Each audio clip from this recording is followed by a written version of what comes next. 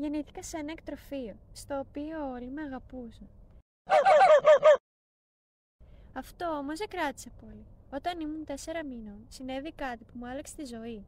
Ήταν πρωί, είδα ένα άλλο μπολ γεμάτο και γύρισα να φάω. Μετά από λίγο άκουσα έναν ήχο. Δεν κατάλαβα πολλά. Ένα άλλο σκυλί μου όρμηξε και μου έκοψε τα αυτή. Την επόμενη μέρα με είδε ο ιδιοκτήτης και πανικοβλήθηκε, αλλά δεν έκανε κάτι. Το βράδυ έπεσα να κοιμηθώ. Ξύπνησα από ήχους κόρνας και ανθρώπινων φωνών.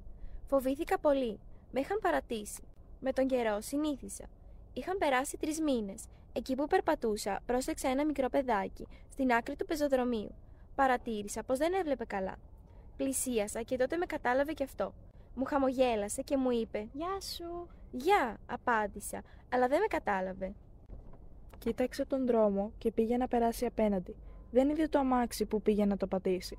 Εγώ, χωρίς να το σκεφτώ, έτρεξα και το τράβηξα από το μπατζάκι, σώζοντας τη ζωή του. Αυτό έκατσε κάτω και με αγκάλιασε. «Ευχαριστώ», μου είπε.